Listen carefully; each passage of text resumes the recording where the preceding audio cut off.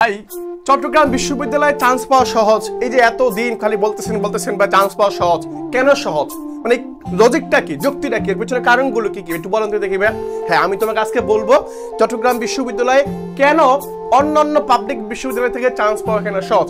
বিশ্বাস করো, অন্যান্য বিশ্ববিদ্যালয়ে চান্স পাওয়া সহজ, কারণ এই চট্টগ্রাম বিশ্ববিদ্যালয়ের মধ্যে কি আছে দেখো।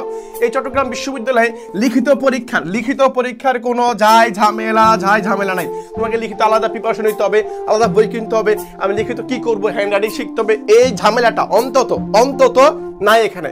জাস্ট 100টা এমসিকিউ থাকবে, 100টা এমসিকিউর মধ্যে দেখা যাচ্ছে পোলাপান যদি চোখ বুঝে তাকায় ওদের তারপর 30টা হয়ে যায়, 30 হয়ে যায়। তাহলে তোমার এখানে দেখা যাচ্ছে লিখিত পরীক্ষার ঝামেলা নাই, তোমার এক কথায় প্রকাশে ঝামেলা নাই। এখানে যা শুধুমাত্র 100টা এমসিকিউ থাকবে, এই 100টা এমসিকিউ দেখাইতে পারলে, সঠিক দেখাইতে পারলে চান্স নিশ্চিত, সাবজেক্ট পাওয়া নিশ্চিত। তাহলে আমার প্রথম পয়েন্ট হচ্ছে লিখিত নাই।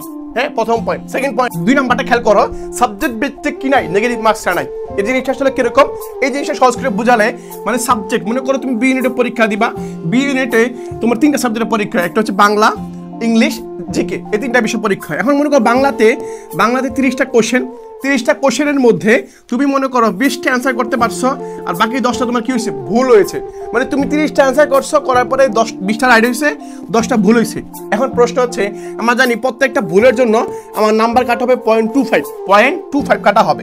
এখন এই যে তুমি 10টা ভুল করলা, এই 10টা ভুলের জন্য তোমার কাটা যাবে নাম্বার, তোমার নাম্বার তো কাটবে। প্রশ্ন হচ্ছে কাটবে কোথায় কাটবে, এই বাংলা থেকে কাটবে না।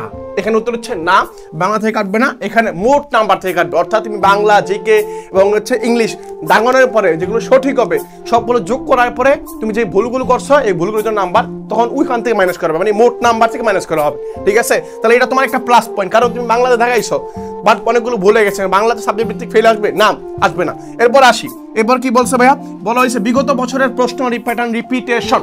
কেন রিপিটেশন? দেখো, আমরা যে শাটল প্রশ্ন ব্যাংকটা তৈরি করছি ভাইয়া, এই শাটল প্রশ্ন তৈরি করতে গিয়ে, অ্যানালাইসিস করতে গিয়ে আমাদের কাছে মনে হয়েছে লাস্ট ইয়ারে যে এক্সামটা হয়েছে, এই এক্সামের মধ্যে দেখছি হুবহু কয়টা কোশ্চেন, 7টি কোশ্চেন। কেউ যদি প্রমাণ দিতে পারবো আমি, কয়টা কোশ্চেন ভাইয়া, 7টা কোশ্চেন হুবহু, মানে হুবহু রিপিট হয়েছে।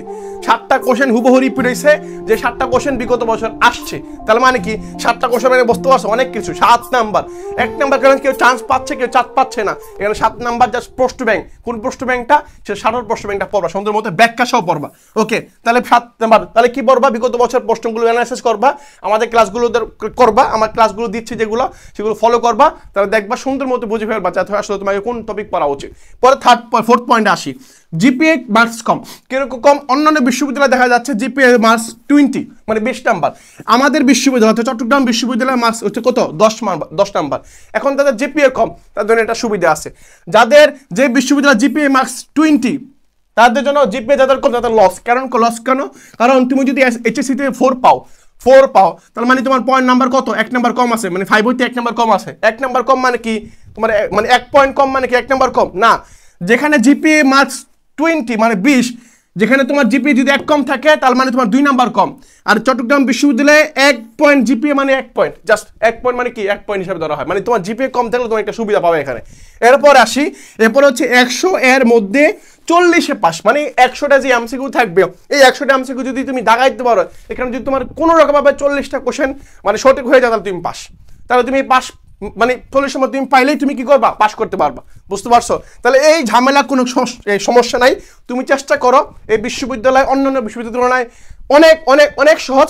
চেষ্টা করো, পয়েন্ট তুমি যদি চান্স তো দূর পাবাই, পাশাপাশি তুমি 1 থেকে 100 পজিশনে চলে আসতে পারবা ইনশাল্লাহ। 1 থেকে 100 পজিশনে চলে আসতে পারবা, জাস্ট এই যে কারণগুলো বলে দিলাম তোমাকে।